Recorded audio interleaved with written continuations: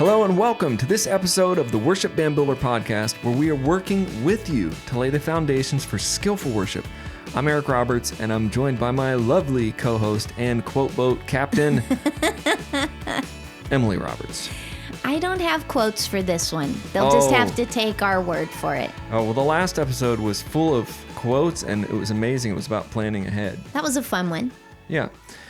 Today we're talking about 5 ways to get more musicians. And before we get into it, I just want to make sure that you know that we have a complete program called Foundations. It's for training more musicians. And as we get into this episode talking about how to get more musicians, my personal experience has been the only way to get more and better musicians is by continual and intentional training. And that's what we offer online for your whole church and your community at worshipbandbuilder.com. So make sure you visit that, and then we're going to get right into this episode, right?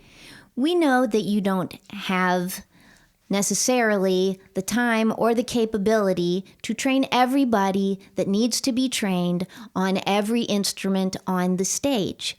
And that's what Foundations is about, is we have the right kind of training for each one of those positions, and you can just send them to us, and you can go kick your feet up and have a Coke. Yeah, or I would say coffee, latte, and just say, hey, kid, when you can play those 4 chords, come back. Go to this website, kid. Kid, what if it's a grown-up? Okay, Pops, go online. Oh, Pops. Go online and learn the stuff.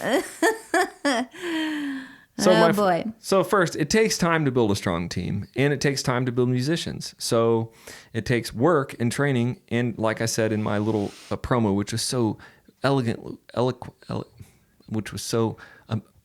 amazingly placed, I said it was intentional. So first, let's do our list here. It's a pretty short list today. So first, get better and get some exciting things happening.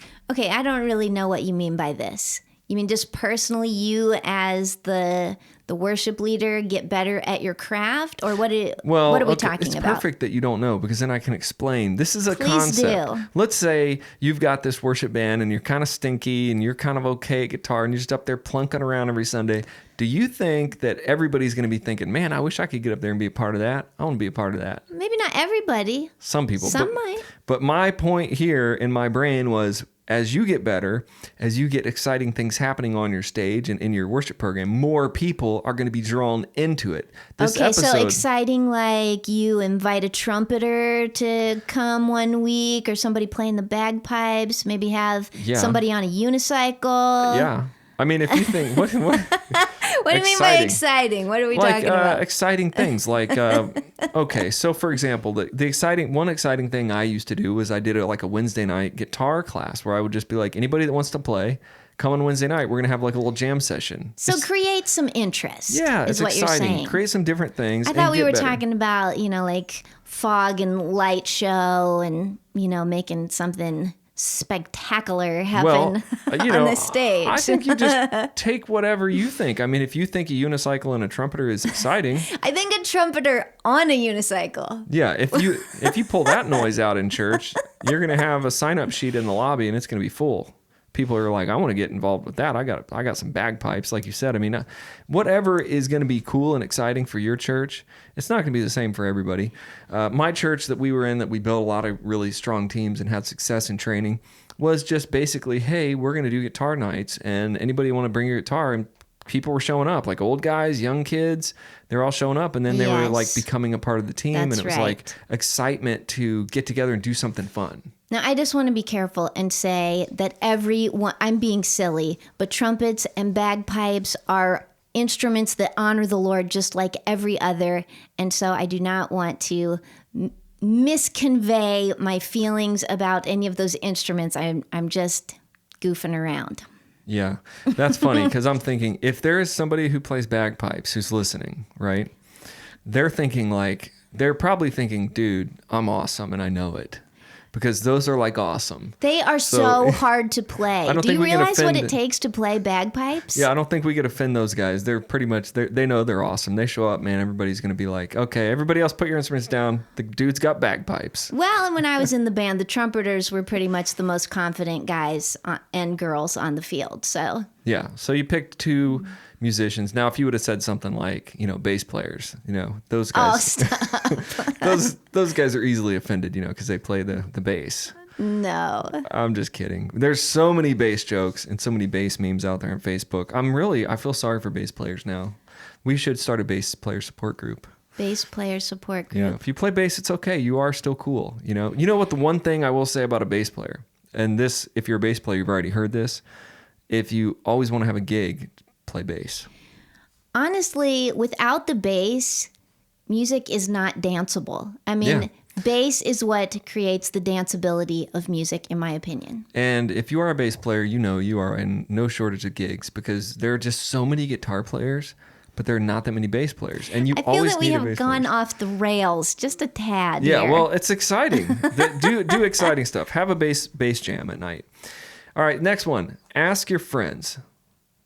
Okay, ask your friends. So we can go down this road for a while. Ask your friends to start playing instruments? Ask your friends to join the band. Ask your friends to come to band practice. Ask your friends if they play the music. I mean, number one, here's the big thing. Just don't be friendly, and that's on you.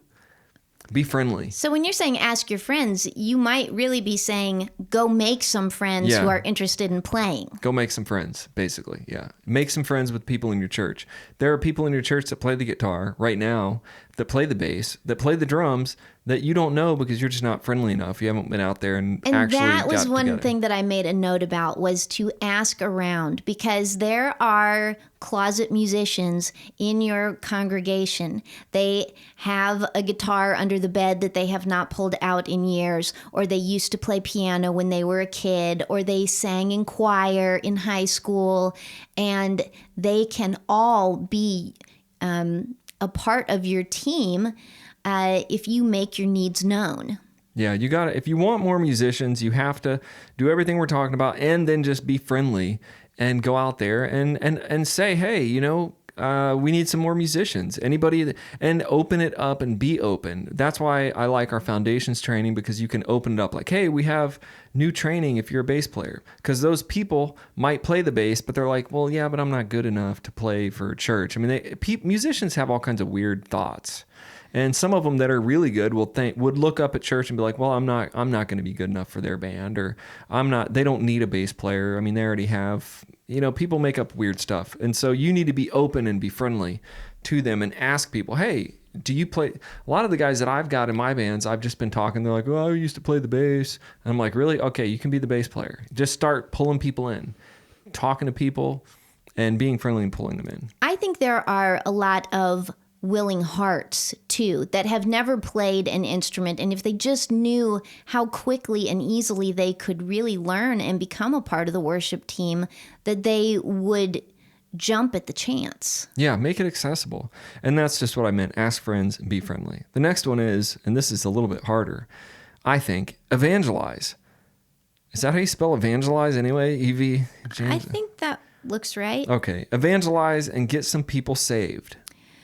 So you mean like go to a bar and grab the live band and say, hey, you want to come to church? Or where are we getting these guys? Yeah, you're looking for musicians. You need a lot of these churches that we're talking to right now. They're small churches. They're like, well, we don't have anybody to play the guitar. Well, what about, Jenny's uncle, Brad, who comes every 3 months. Maybe he's not a Christian. Maybe he just shows up during Christmas, but he plays in a rock band.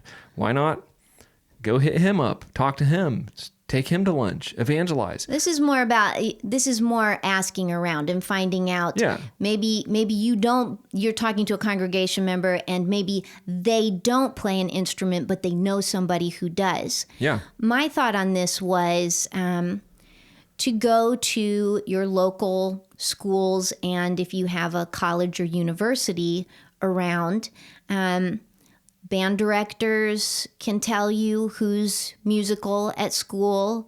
Certainly at a college, there are plenty of music majors that may be available and just looking for a place to build their skills and hone their craft. Of course, they might also be looking for a paycheck, but that usually doesn't have to be a big expense. And you can just tell them straight up, no, dude, we ain't paying you. We ain't paying you. This is the church. This is God's work. You can say whatever you want to. But yeah, some musicians want to get paid, but a lot of musicians just want a place to play. Coming from a musician, if somebody would have come to me and said, hey, we've got a band that plays every Wednesday night and you can perform on Sunday. And they're like, oh, really? And I get to play? Yeah, and you get to play on this cool stage with this cool bass amp. And they'll be like, yeah, I want to do that. So you just got to work the musician's brain.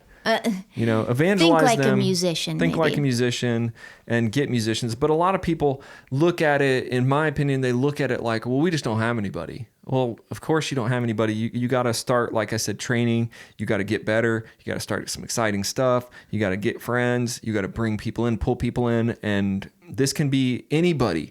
If you're the pastor, if you're the worship leader, if you're the drummer, you can do this. You can bring a bass player. You can say, hey, I got a guy at work that plays bass. You can evangelize your bass playing friend at work and bring him into your church. And, we're not going to talk too much about this, but sometimes people, they play in the bar. So maybe you want them to be saved before they get on the worship team, or maybe not. That's for a whole nother webinar. But if you're reaching out to people and they're saying, well, I'd love to come play at church. And you're like, okay, great. And, they're playing at the bar on Friday night. Those are issues that your church and you are going to have to work out. But evangelizing is not always easy. And there's always going to be questions like, well, this guy wants to play on the worship team, but he's also playing in this bar rock band on Friday night. Hey, if he wants to come to church, I'm thinking, yeah, let's get him into church. But then every worship team is going to be different. I have probably personally never done that. I've never had like a guy that's been, playing in a bar band, playing in my worship band. I have never. But I know people that have. So I think it's more of a heart issue for you to figure out, but it's all about evangelizing. I feel like the friendliness thing. You said be friendly, and that is easier for some people than others. So if you are not the outgoing sort, if you are a musician because you love music, but interacting with other people is challenging for you, then it may take the form of just making your needs known through the bulletin, having an announcement made a few weeks in a row on Sunday, and just, again, making your need known to your congregation. If talking to people one-on-one makes you a little jittery, you can go about it this more covert way. And there are self-help books for that. I mean, you're the leader or one of the leaders, and you're trying to build a team. So yeah, I mean, if you're having those kind of issues, like I don't want to talk to people, I'm with you. I don't like talking to people a lot. I don't like, some things, and you just have to get over some of that. But this, when you said put it in the bulletin, it's a perfect transition for my next point, which is open up training to your whole church. And this is a way that if you're kind of like feeling nervous about talking to people, or let's say, and there are valid reasons why you do that. So let's say you're a woman and you're not married. Okay. And you're the worship leader. It's going to be awkward if you're out trying to find these guys to play drums with your band. So there are going to be times when it's not going to be so easy. Like, I'm going to go get a bunch of guys to play with me in this band. It could be awkward for different things. Or if you're a guy and you're trying to find backup singers and there's a bunch of college girls there, you got to be. So there are going to be times that you're just going to have to use like other people in your band, other things. Or if you're just really shy and can't talk to people, you're just going to have to get a self-help book. Is that bad? Get a self-help book. We'll make a podcast on that. Are you having those thoughts, Emily, like you were scared to talk to people? You're not having those thoughts. No. But I know that, sometimes we relate more to our music as musicians than we do that's true. To some musicians are very quiet people. And they don't want to talk to people. I get that. So you can put in your bulletin with Foundations training. It's really cool because you can put in your bulletin, once you enroll in Foundations, you can put in your bulletin, and this is epic. Anybody who wants to do music, anybody who wants to join the band, you can enroll in Worship Band Builder. It's right there, and they can just go do it. Then they can kind of go along, do some training, and maybe they'll come to you. Go do it. You mean Yeah. they can take lessons online at home. Exactly. I'm glad I have her here to clarify all of my ramblings. And they can come back to you knowing how to play their instrument. The other way that our program works is you can do it as a group at church. And especially if you are if you have kind of been put in the worship leader position by default and you are still struggling and not feeling as confident as you'd like to with playing your instrument, you and a couple of other people on your team or new friends from church, since you've been out there being friendly and getting to know people, could take these courses together. Yeah, it would be perfect for them to do that. So you don't have to be super friendly. You could use online tools, which brings us to the last point of this podcast, which I know you all love because that's all you ever do is play on social media. Oh, social media. Now, I will just explore this together because I haven't thought this out too much. Okay. You know? Social media for getting new people. So I really think, because I'm an old guy, kind of. I'm older. I'm an older guy. More distinguished. I'm a more distinguished guy. The social media, to find band members on social media, I think would be hard. But it's more of that, I'm thinking, just go talk to people face to face, know who, get some friends. But social media is easy. Who? Know who, know who's who. You just know who's who.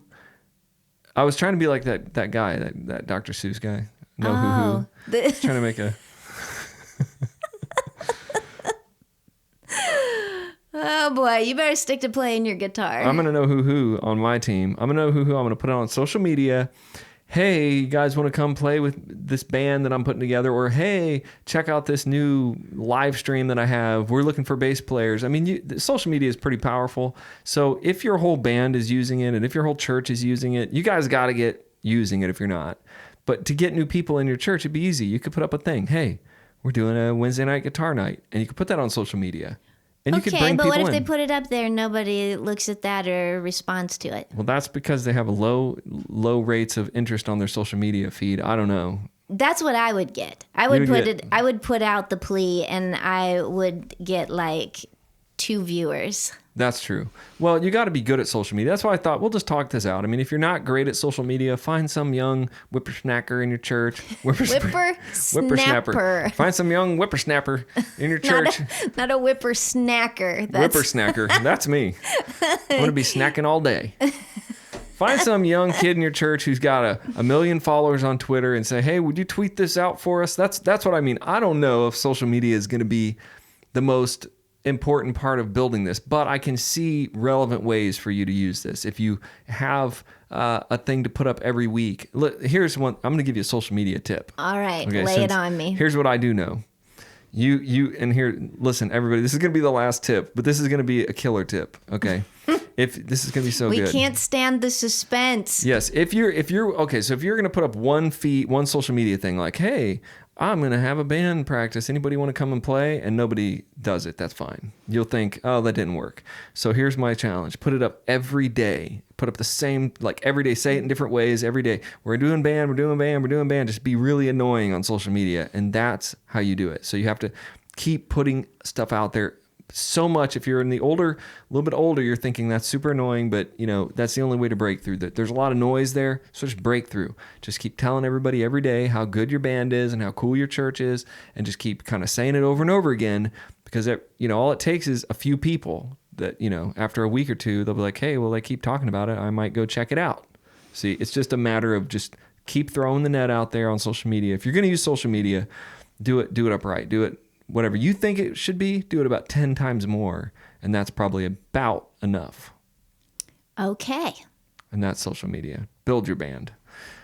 If you're really cool and if you're really, young and you're cool and you're on social media, put yourself out there playing and just put stuff out there. Put your link to your church, your live stream, everything else like that. Okay. I'm not sure about that, but Yeah. Well, that's because we just don't understand the Twitters. the Twitters. The Twitters and the Facebookers. We understand Facebookers. The Twitters and the TikToks and the Instagrammers. This episode goes out to you. Remember to join us at worshipbandbuilder.com/podcast, where you can get all the show notes, and you especially want these show notes. This was the most epic show, and you can get those show notes at worshipbandbuilder.com/podcast. We'll see you there. God bless, and we'll see you next time.